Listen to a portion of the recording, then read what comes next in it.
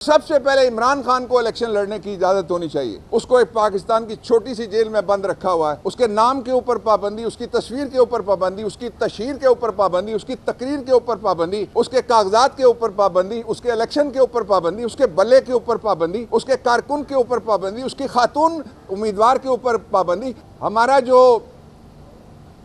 Resolve है, हमारा जो एजेंडा है, वो सिर्फ पब्लिक की ताकत है और वो एजेंडा आइन का एजेंडा है। आइन कहता है अल्टीमेट सॉवरन, आखिरी मुक़्तदर आला, वो अवाम के कदमों में है, वो अवाम के हाथ में पर्ची की सूरत में। मैं आपसे कहना चाहता हूँ सबसे कि मेरे दोस्तों, ये याद रखना, ये मौका फिर 5 साल बाद आएगा। जिन लोगों ने मईशत का, मुआशरत का, आइन का, रियासत का, सियासत का, समाज का, जमहूरियत का हुलिया बिगाड़ दिया है, अगर कोई पार्लियामेंट उस तरह से, जिस तरह से वो जो कोका ढूंढने वाला गया हुआ है, पहले दवाई ढूंढने गया हुआ था, उसको लाके बिठाया गया तो कौम उसको मुस्तरद कर चुकी है पहले ही। फेयर इलेक्शन कराएं, लोगों को मौका दें, बाहर निकलें। फेयर इलेक्शन का पहला स्टेप ये था कि सबको इलेक्शन लड़ने की इजाज़त होनी चाहिए और सबसे पहले इमरान खान को इलेक्शन लड़ने की इजाज़त होनी चाहिए। एक तरफ वो शख्स जिनके खिलाफ ढेर लगे हुए मुकदमात के सबूतों के रसीदें कोई नहीं है, जायदादों के बर्रे आज़म में एक है जिसने एक अपनी जायदाद थी बेच के पाकिस्तान आ गया। उसको पाकिस्तान की, इस वक्त पूरा पाकिस्तान एक बड़ी जेल बना दिया गया है, उसको एक पाकिस्तान की छोटी सी जेल में बंद रखा हुआ है। उसके नाम के ऊपर पाबंदी, उसकी तस्वीर के ऊपर पाबंदी, उसकी तशहीर के ऊपर पाबंदी, उसकी तकरीर के ऊपर पाबंदी, उसके कागजात के ऊपर पाबंदी, उसके इलेक्शन के ऊपर पाबंदी, उसके बल्ले के ऊपर पाबंदी, उसके कारकुन के ऊपर पाबंदी, उसकी खातून उम्मीदवार के ऊपर पाबंदी। आइन कहता है 5%, कॉन्स्टिट्यूशन के नीचे बना हुआ कानून कहता है 5%। आइन कहता है विमेन एमेंसिपेशन के लिए खवातीन को बराबर हिस्सा लेना चाहिए।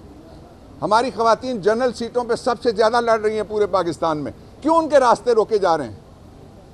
और कानूनी तकाजा है कि हर पार्टी 5% खवातीन को जनरल सीटें। तो ये क्या किया जा रहा है लोगों के साथ, ये खवातीन के साथ क्या किया जा रहा है? ये सब धांधली नहीं है, ये मेगा धांधला है।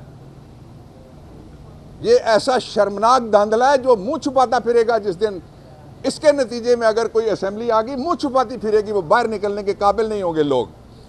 और उसके साथ ही नून लीग वाले, एक इन्वेस्टिगेशन चल रही है, उस पर वो कहते हैं उस वक्त हमारी हुकूमत नहीं थी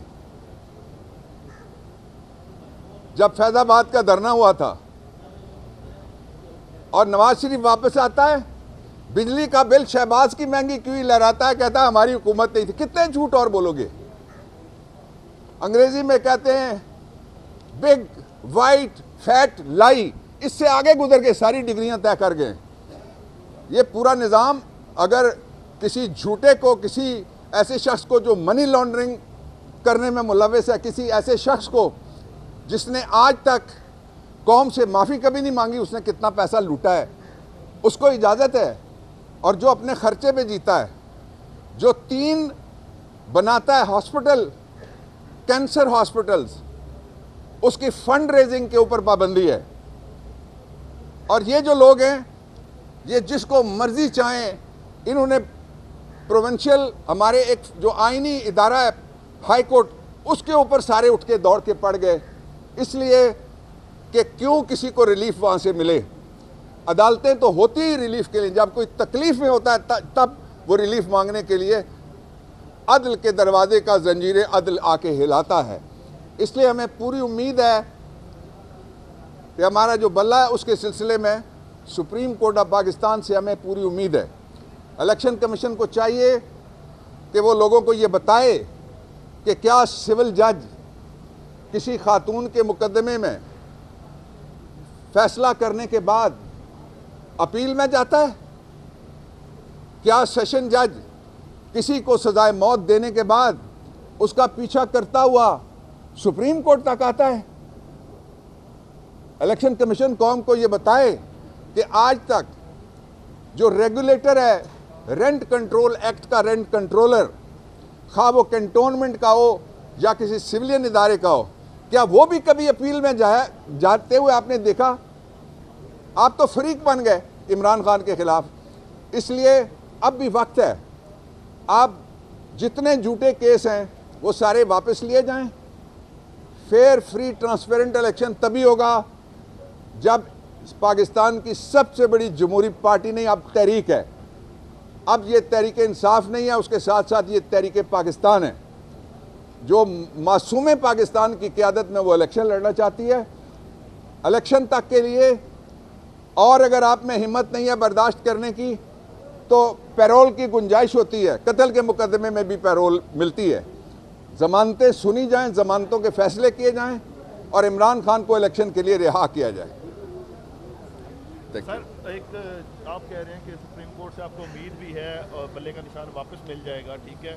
रात आपकी पार्टी के जो नायब सदर हैं शेर अफजल मरवत साहब, उन्होंने प्रेस कॉन्फ्रेंस की है सेक्रेटेरिएट में और कहा है कि हमें सुप्रीम कोर्ट से बिल्कुल इंसाफ की उम्मीद नहीं है और अदम एतमाद का बल्ले वाली चूँकि पटिशन आ गई है सुप्रीम कोर्ट में, जब मामला आ गया अदालत में तो जाहिर है वो सब जुडिस हो गया, उस पर मैं कोई कॉमेंट नहीं करूँगा। आप इस्लामाबाद से इलेक्शन भी लड़ रहे हैं, आईजी और डीसी के लिए 3 दफ़ा इलेक्शन कमीशन खत लिख चुका है। ऐसे में शफाफ इलेक्शन कैसे हो सकते हैं जब नून लीग के या पुरानी हुकूमत के तहत इलेक्शन इमरान खान ने जिसको टिकट देना है वो खुद टिकट दे रहे हैं। कुछ एक्सरसाइज हो चुकी है हमारी और कुछ एक्सरसाइज जो है मुझे उम्मीद है अगले 2 दिन में कंप्लीट होगी। अगर वो कहेंगे मैं इलेक्शन लड़ूंगा, अगर वो कहेंगे इलेक्शन ना लड़ो, मैं पूरे पाकिस्तान में पीटीआई का इलेक्शन लड़ूंगा। घर वापस जाने की कोई सूरत हाल नहीं है। और आपने बिल्कुल दुरुस्त ये सवाल उठाया कि जिन लोगों को इलेक्शन कमीशन ने कहा कि आप हट जाएं, वो अगर नहीं हट रहे उनके खिलाफ तो इलेक्शन कमीशन किसी अदालत में नहीं जाता। और एक वो शख्स जो मासूम है, बेगुनाह है, सादिक और अमीन जिसको करार दिया हुआ है लिटिगेशन के बाद अदालतों ने, ऐसा नहीं है कि कोई टाइटल किसी पे कन्फर कर दिया, उसका पीछा कर रहे हैं। उसको आज़ाद छोड़ें, कप्तान को छोड़ें और टीम को छोड़ें और सिर्फ मैदान दे दें।